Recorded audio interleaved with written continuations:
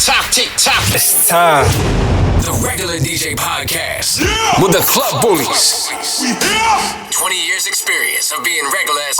Yo, what's up? I'm DJ Natty Heavy. I am DJ R. Looking like a snack over there. And this is the Regular DJ Podcast. Yo, welcome to another episode. Thank you for checking in again. We hit a good milestone with some stats this last week that made us feel pretty good. So just want to show our appreciation to everybody out there that is listening. R. Let them know what's going on in this episode, though.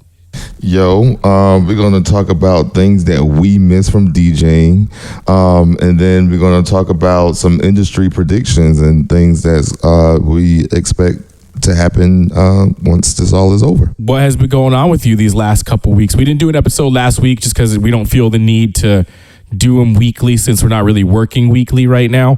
Sorry about that. We made a promise to you we would do it every week, but we broke it like pretty fucking fast, to be honest. Like Corona came. These past 2 weeks, I've been, I finally got my computer back from Tony from Why Not. So I've been basically just getting my current laptop and that laptop basically getting the music back sync and getting his music that he put on there. He put some dope jams on there. So just getting some of that music. While you said that, I just thought of a dope punishment. I'm sorry to interrupt you, but maybe check the regulardjpodcast.com for a Dropbox link to Tony's library later on this week. All right, go ahead. Oh, yeah, we can just drop it for everybody. For everybody. Just give it to everybody. We'll just be nice guys like that. DJ Why Not's EDM Mix Library coming to you soon, courtesy of the Regular DJ Podcast. His own word. All right, continue. But yeah, just basically just getting that those libraries synced up, just getting the music library and the Serato library exactly the same, which people think is a hard thing to do, but it's actually pretty easy. You just have to make sure that your music folder includes your Serato and your backup Serato folder that is in your music folder that's on the old computer. You just make sure you drag those two folders with you as well. And then once you move the music over, you have to relocate all lost files, and then it'll automatically relocate those files. As long as it's in the music folder, it'll relocate those files, and then they'll put them all in the same crates and all of that. So I've been doing that, and then actually it took a few days just to transfer the music, then put it all back in Serato, then get it to relocate all the lost files. It took almost 2 days for that, like a day and a half. But I finally got them all the same now. I just got to get like my sampler and all that, because I tried to go last weekend we did the State of F Home bar crawl, and did a recording for that, and then I realized I was like hitting my sampler buttons and trying to look for the Club Bullies and DJ R. and none of it was there because I changed the whole Serato library, and I have to. But you still felt like you were on your home computer because you're already using that computer, and and I was able to just go through all the same folders that I use on my newest laptop, and and it worked. It's just getting back to using that older computer, but updated the software. It was running, I think it was Snow Leopard, which is 10.9. Okay. And now I have it updated to 10.12. High Sierra? Yeah. Yeah. So that's my OS too. That's the one. That's the current. Like I won't go past that one on any system right now. My current laptop is running. I think it's running. The newest one is running Catalina, I think. No, Mojave. I haven't updated the Catalina. So my laptop is a 2012, and I'm just scared to go past a certain year with OSs. You know what I mean? And then I think it's just gonna break it. And I think. You can actually check. They have I can't remember that, but it's on the Apple website. You can check each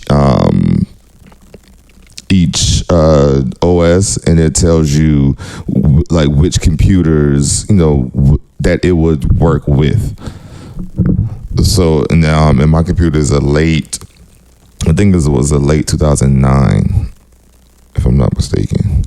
And that was basically the highest that it recommended that I go on that. So, all right, word, learn something new every day. Thank you, tech tips with DJ Art. Just Google it. You should be able to find it. But you. No, I'm just saying you can Google, like OS and computer stuff, computer year, just to see if it matches. That's all I'm saying. I'm not trying to be an asshole, man. Damn. And then we did, like I said, we did the State of F Home bar crawl with Blue Steel Promotions. We both recorded an hour set, but come to find out, my set did get played because apparently you shut the internet down and shut the bar crawl down. So yeah, I guess they played my mix first, which we pre-recorded, which was super awkward even for a live stream. Like, I know you have to treat it more like a radio mix, but you still have like the camera on you, but you have no interaction from anybody. You know what I mean? So you really don't know if you're doing a good job or not, because you're just putting this music together and you're like, I hope you like it. Like, pretty much. Suck it if you don't, you know what I mean? Because they can't request or anything like that because it's pre-recorded.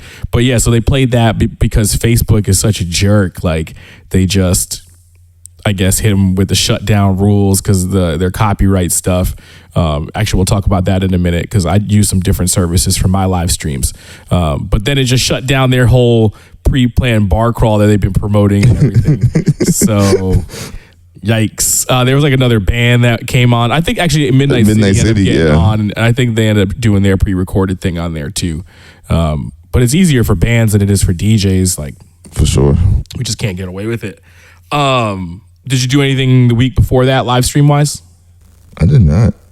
Just getting all your library stuff together like that. Yeah, because I've been, like my old iMac has back, the one that you normally use for our doing our radio mixes, and like this right now, our podcast has backing up. So now had to move everything over from that iMac and using the new laptop. And luckily, I got it. Because now it's coming in handy. I thought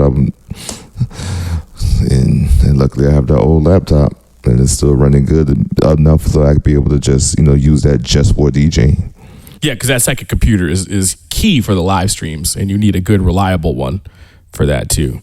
Yeah. That's another thing I gotta. So that's another thing right now.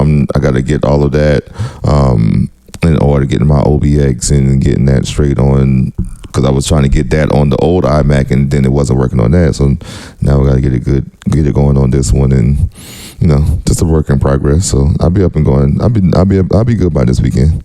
It is. This whole thing is it's a pretty cool. At least you're learning new things, right? Like, we're basically learning how to be broadcasters now, which I think is pretty cool and something that's awesome to put into our palette of things that we're able to do. But it's a learning process that kind of needs to go faster than what it currently is. You know what I mean? Yeah. And it's like, I've now complicated my mixes, my live streams with extra graphics and overlays, and bringing in video and just doing full screen promotions and stuff like that. So I'm doing screen changes and stuff like that all the time, and I'm finding how good my computer really isn't to handle, this thing, and, learning about now how bit rates do stuff, because I do my bingo stream too, and that gets real blurry sometimes when I'm on the video. And, so I don't know, it's complicated. It's cool. It's awesome to have, I think, because there's certain things that we can do business wise with this, having this in our back pocket, even outside of DJing, but it's still there's still a lot we need to figure out. Yeah. And I think for me too, and we talked about this on another one. I don't like the fact that the camera is on me 24/7 in those live streams. That becomes very awkward to me. I'm not a show off DJ. I'm very much a party DJ. Yeah. So I'd rather you not pay attention to me at all and just dance to the music. But so that's why I'm complicating it with these overlays and stuff. But it's been great because I've also kind of been able to flip that into some business opportunities. So I had one with Low Country Parent the week before, where it's basically a kids party, and it was with a bunch of graphic overlays and just bright colors and all just like buzzwords and stuff like that kids can read and appreciate and at least recognize, be able to jump and put their hands in the air and stuff like that along with the music, and then also do promotional images for the client. You know what I'm saying? So I could still put Low Country Parent magazines up there, brought in some local celebrities that sent in pictures and videos and stuff like that. So it was cool. That went cool, but there was still a lot of technical difficulties from that, which threw me off of my performance. So you have to. You might need a video guy. I mean, I really do, but the problem is we can't do that right now. Like at the end of the day, you and I would be, if we had a live stream, you would be over here running that live stream and making sure everything is all good. So pretty much, and I would do it for you, but we can't do that right now. And that's something, are we going to continue to do that in the future too? But then I also did another live stream for Bay Street Beer Garden where it was the same thing. It was a 90s live stream, got to put in a lot of stuff for the client, got to, bring in video, and I did that on a better computer. So that was actually like probably my smoothest live stream of them all. Because you saw in the cameras, I think even when it was on me, it was moving pretty smoothly. It did go really smoothly. And I did that on my big main production studio computer, which I dragged down from my office into my now green screen. I guess I have a video production suite and a audio production suite now in my house after COVID, which is also you got a little tea table behind you, and man. Don't worry about that. Don't worry about that. You got a little bit of everything going on. Don't worry about my tea parties going on in my garage. A lot of daddy daycare going on in here now. Yeah, so I did that for Bay Street Beer Garden. That one went really smoothly, though. Got to bring in a lot of different graphic overlays and stuff. But I've been able to flip these live streams into dollar opportunities, not just really like, and really because the tip money becomes something that you can't ignore. You know what I'm saying? Like the kids party that I did very well tip wise. Thank you to all the parents that supported that. And that was because, people will support their kids, and if you can have the capability to do a kids live stream in your city or town, I swear you should do it. You really should, because people need stuff for their children right now. And they, like, a lot of us DJs don't even do clean music on any of our streams. Like, we just straight up play the dirty versions of everything. And, while there are some people who are cool with that, their kids listen to that, I bet there are a lot more who are not cool with their kids listening to that. So kid focused stuff was pretty huge. And I think that's something that, and I guess we'll move forward in the next topic, because now I'm done with what I've done for the past 2 weeks, 2 live streams, and that's it. A lot of Warzone, and I think, because I do have a live stream coming up in a couple weeks, another kids one that I'm doing, and I have another one for College of Charleston coming up where they want to do one for their students. I think this isn't something that can kind of, I don't know if I necessarily want it. I don't like doing them because it's awkward, but it can't be ignored in the future, because I did one, I went on Twitch, I went on Mixcloud, I went on YouTube and Facebook for my last stream at the same time through Restream. And I pulled in audience members from a bunch of different places. I had people from Germany, people from Orlando. Yeah. There were someone from Iowa or Kentucky checked in, you know what I mean? And on a Friday night, if you aren't like someone who likes to go out to the club or something like that, and I'm not doing anything on a happy hour, why not jump in on a live stream and make a couple $100 before you have to go out to your event?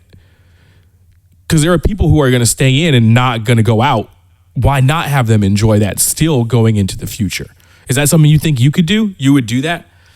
Yeah, say something happens in, say you have a really early gig on a Friday or a Saturday night, and instead of going out when you're done, you go home and do like a live stream, and then that's you're able to make another, make some more money instead of spending money, I think that's genius. That's like you said. It's a lot of people that don't go out to the club, but still want to party and like have fun. They just want to do it at home.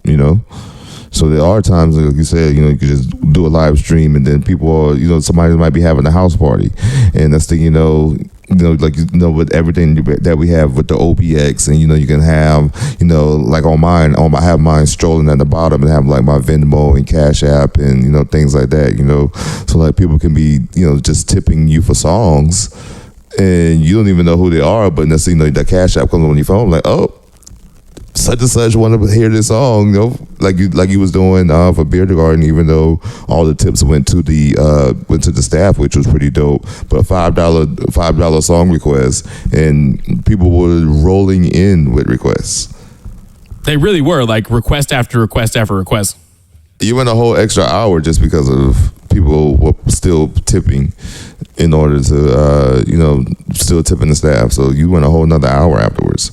Yeah, so imagine you're just chilling out with your people on a Friday afternoon by the fire in your backyard, grilling when all this is done. You can have people over, and you're not going out that night, right? But your favorite DJ is coming on that Saturday afternoon, that Friday afternoon, and while everyone's listening, and they might not all be watching on the live stream, what's crazy is we never know how many people are actually watching per view on the live stream, right? Because it might say 58 people or whatever, but that 58 people really could be 258 based on the amount of people that are in the room. You know what I'm saying? So there could be more people in there that aren't necessarily on your stream, but are listening. They still got Venmo on their phone. They're like, oh man, I'm enjoying this. Yeah, let's throw that tip in. You know what I'm saying? Let's do this. And I like what you're saying about the late night. That didn't even occur to me because I can't do the late night stuff because my family won't allow that, but you can easily do that. Easily. You can just have, just like little things like having like a whole bunch of DJ friends over, like say, me, you, Tony, just up in the room DJing, just going back and forth, and just have the live stream going at the same time, and still make an event out, just make a little event out of that. There's a lot of things that live streaming can do, and it just sucks that Facebook, so many people use Facebook, but we have to figure out just ways to get them onto these other sites now that we're able to stream without being taken down, like on Twitch, on Mixcloud Live, and YouTube. It's just that we just got to get the people onto those more, promoted from Facebook, but get them on those because they won't get shut down. If you can build the audience now, that means you can hold the audience later on when this is all done. Yeah. Right? So we need to be focusing on building our online audiences so that you can continue to make money off of live streaming in the future. That would be the smartest thing, because before, I remember we tried to do this a couple times, a few years ago via whatever services we were doing. And the infrastructure for streaming wasn't there yet. It really wasn't what it is now. You know what I mean? But now that it is the time to capitalize, because people are getting used to this. They're definitely being DJs are doing this now. So, I think maybe we have to continue doing this. So, okay, now that you and I have to have discussions outside of this based on what we're doing for our futures, what do you think else, changes in the DJ industry? What do you think? And I don't want to say that broad because I'm going to bring some stuff up too. How do we maintain making money moving forward in the DJ industry? Because the business side is affected now, right? It's going to be awkward when we go in. I think I'm sure you think the same way, and it was probably because we've read information. It probably exists, but they'll be doing the gradual increase into people at bars and clubs before it gets into full-fledged mayhem again.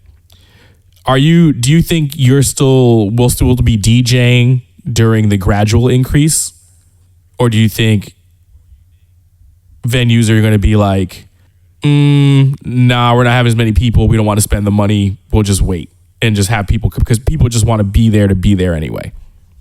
I mean, it definitely would have to be a talk, because I know for a fact that, being that, it's now been a month and a half since the last day that I've worked. So when the time comes to be able to work, of course, you want to work, but you don't want to take a pay cut.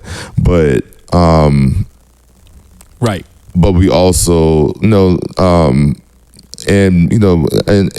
we get it that place is going to open, and it's going to be probably going to start with a gradual opening, like we said, start with maybe 50 people in for a while, and then go then increase the occupancy up gradually. I guess it would have to be a talk with that bar or that place, and let them know like, look, this is what I expect, and then you will have to make an agreement between them and between you and them, because no one wants to take a pay cut, but you also understand at the same time they've been closed for this month and a half as well. Everybody's been taking the hit. These servers have been taking the hit. The cooks have been taking the hit. Like the bouncers have been taking the hit. So again, it would just have to be one of those talks with that company. But I do know that we both will probably be doing more Monday, Tuesday, literally working 7 days a week if we have to. Multiple gigs on Friday, Saturday, Sunday, type of thing. But back in that 20-year-old hustle again, basically. Yeah, for sure. Definitely. Back when we wanted the top dog status, so we were working basically every night of the week, and then...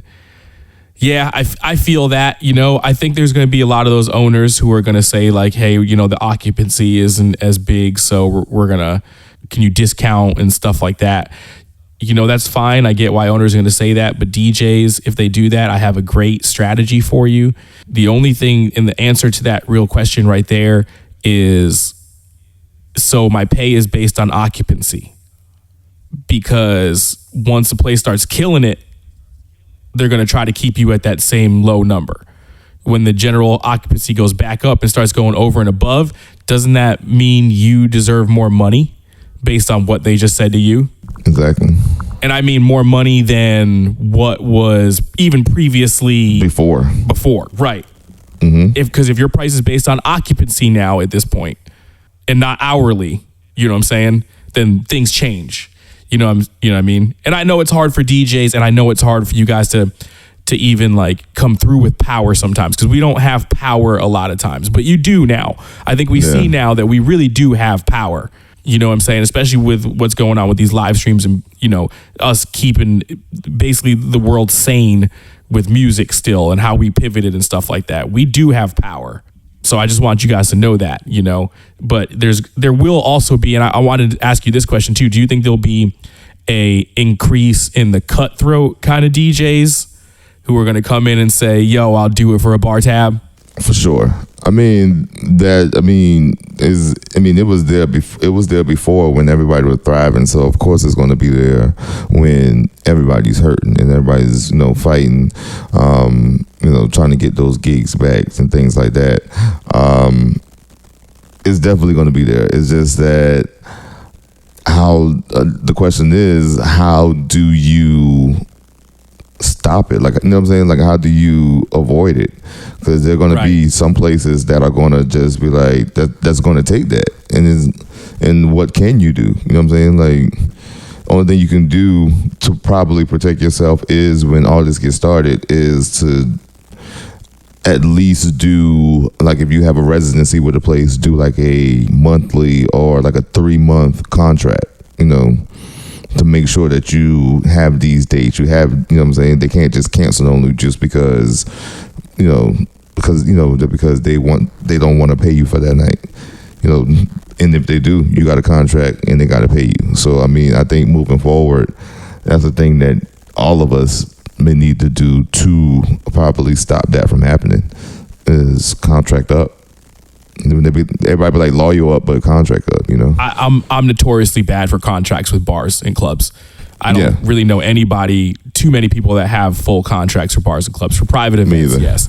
But I think you might be correct. For bars and clubs, it might be time to do that because we have to protect our money too. You know what I mean? And we found through this that we were a little bit more unprotected through everything than what we thought. I'm even making, some changes in my wedding contract to make sure that we're a little bit more protected for the future. You know what I'm saying? Not that we're trying to harm any private event clients at all, but we still need to make sure that we're good to go too.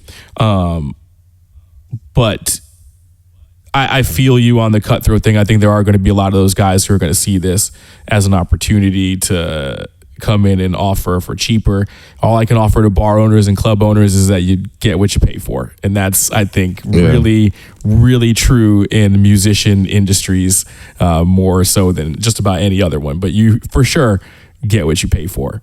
I have a question for you, Mr. DJ Natty Heavy. What are some things that you're going to do in the future towards like gigs and like bar gigs and things like that? What are things that you're going to do in the future after this coronavirus to solidify yourself? And thank you for asking. That's an interesting question for me because I'm someone who I think is trying, I was at least before this, going to make the leap kind of out of bars and clubs more so than I want to focus more on private events than anything, just because of where I am in my life with my child and everything like that, and being an older man.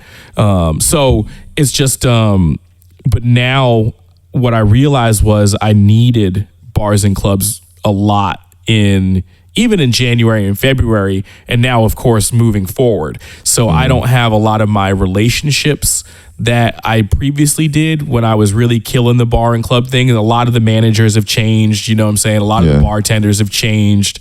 A lot of the venues have changed names and stuff like that. So one of my goals is I have to start reconnecting with people again a little bit better once this is done in those relationships. I know it's going to be interesting when this is all said and done because there's going to be a lot of DJs reaching out to a lot of bar managers and stuff like that to try to get their gigs in. I know that's going to be a struggle. And, I don't want to feel like I'm in a position now because I do well the private events and stuff like that. I don't want to step on anybody's toes who's doing bars and clubs really on the come up now, because we were in that position. I wouldn't have liked someone to be coming after my gigs that I had, that I'm a resident at and stuff like that, and I feel like sometimes we can do that based off our name alone, because we've earned a right in this town to do that. And I don't necessarily want to do that to somebody, but that may have to happen. You know what I mean? Because you do have to protect you and yours and what you're going to eat. So I think I'll be probably also focusing a lot more of my marketing for the fact that I do perform at bars and clubs. But I think really the big thing that you need to do when you want to get more of those gigs is the relationships, seeing people, being out at bars. I kind of felt like I outgrew that, but it's going to have to be something that I have to reconsider again now because I don't know anybody. Like there used to be a time where we can go in this town and drink for free everywhere we went. Now it's probably down to like 50%. So I have to go pick and choose these places, to drink now. Whereas really we could just like throw the doors open and we're here and they're just throwing the beers at us, you know what I mean? And that still does happen, but what line, Exactly. Yeah. But now I'm at a point where people haven't seen my face as much downtown, so I'm gonna have to make sure that changes. Gotta go to some of those happy hours just to go talk to people. Not even.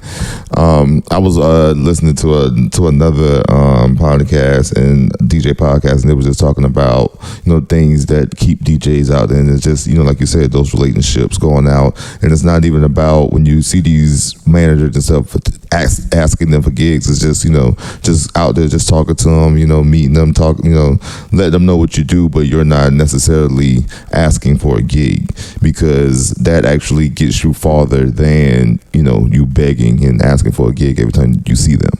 I think your biggest tool in the DJ industry, and the only reason why anyone would hire you for anything is because you're a good person.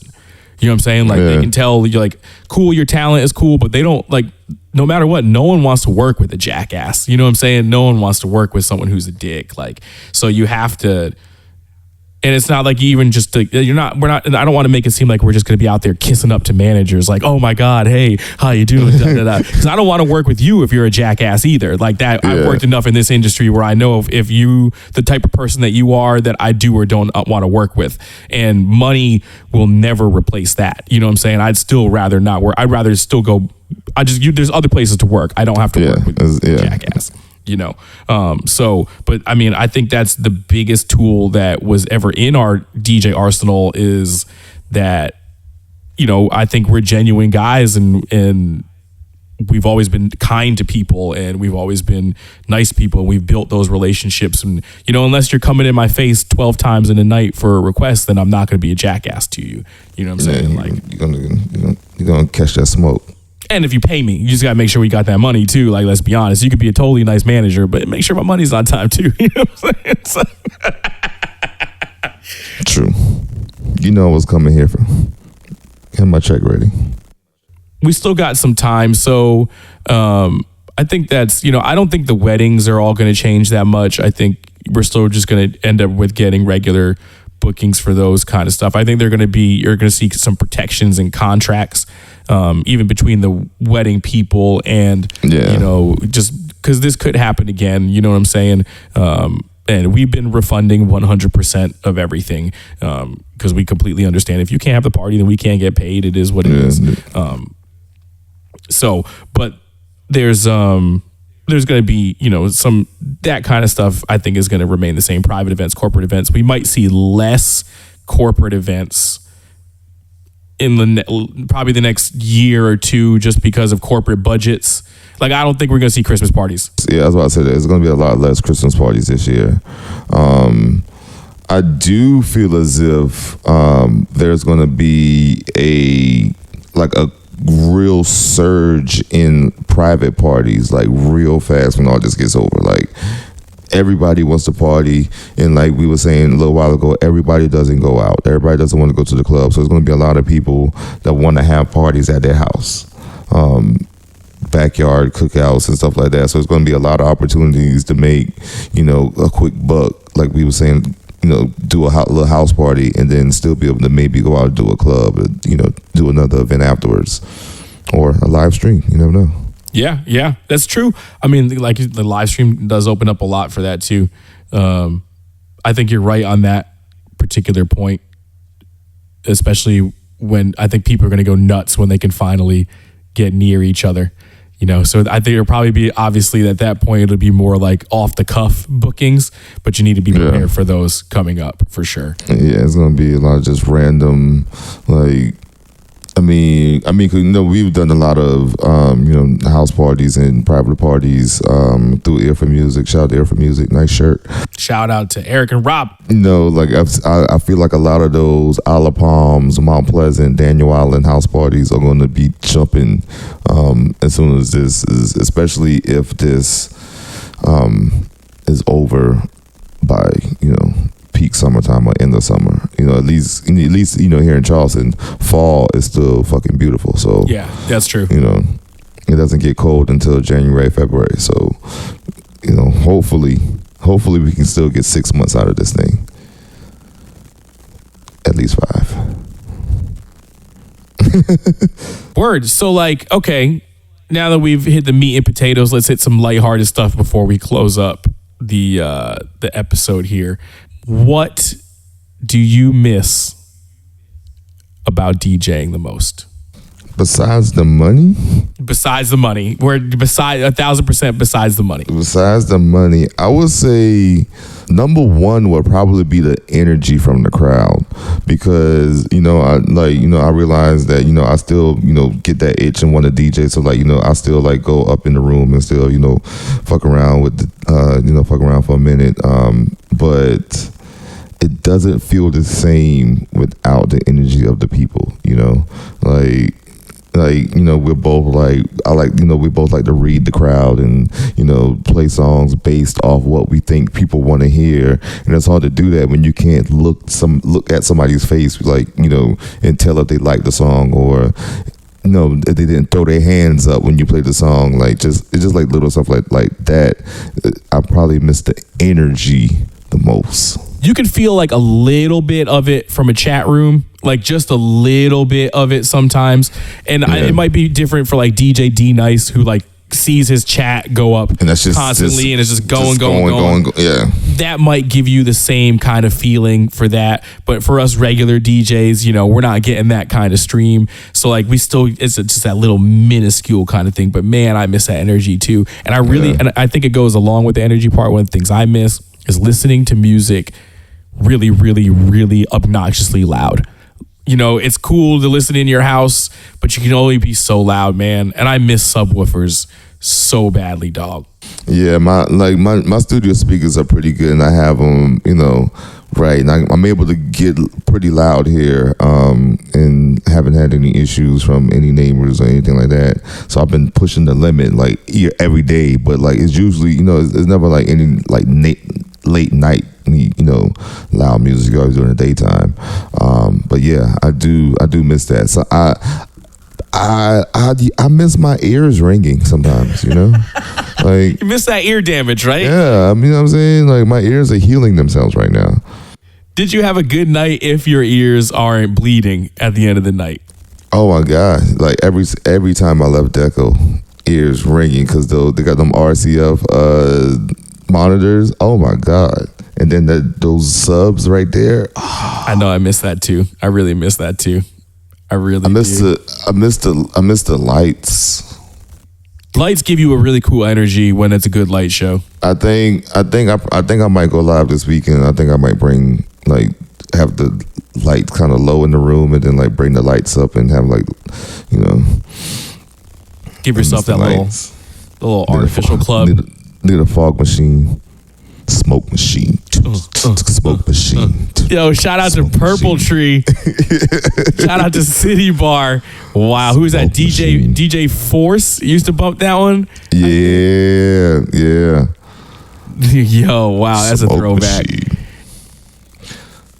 I miss the bartenders. Like I miss the people. Like, you know what I'm saying? Like I miss like every Friday walking up walking into Uptown saying what's up to all the bouncers, you know what I'm saying, going in saying what's up to car, going up, saying what's up to all the Cat and all them, Chris, and walking upstairs seeing Ian and Chris every Friday night. Like I miss Uptown's rooftop. I miss the pizza. The free food and drinks, I miss that too. I do miss all that kind of stuff too. Oh man, the bar staffs really do become part of your family, and it is hard not to see. Like, okay, so we've been playing video games with Brian Schilling, bartender at Deco. You know what I'm saying? So Tony Pablo, Beer Garden, exactly. So we still we try to get in with our family when we can.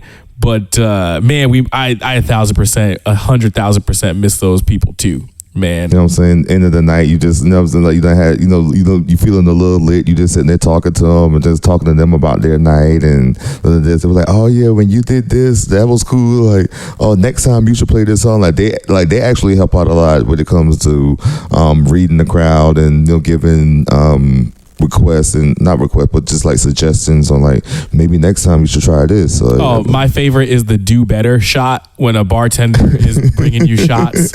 You know what I mean? And they're kind of like, they don't say it, but that shot really means, hey, we need your energy up. We need you up. Shout out to Timbo Haney. He's the king of the do better shot for sure. All right, so the thing I also miss is being able to DJ uninterrupted. I have to go get my child because daddy daycare has to reopen. So this is the end of the regular DJ podcast. Yo, my name is DJ Nat. It's real talk. Regular DJs, man, doing regular shit. I'm DJ R. Dot. Yo, AKA Uncle Robbie. Yo, go get Joss, man. Go get her. Yo, peace, no people. Doubt. Make sure you follow us, Regular DJ Podcast, on Instagram, theregulardjpodcast.com. And thank you guys for listening. Gotta go get her. Peace. The Regular DJ Podcast with the Club Bullies. 20 years experience of being regular as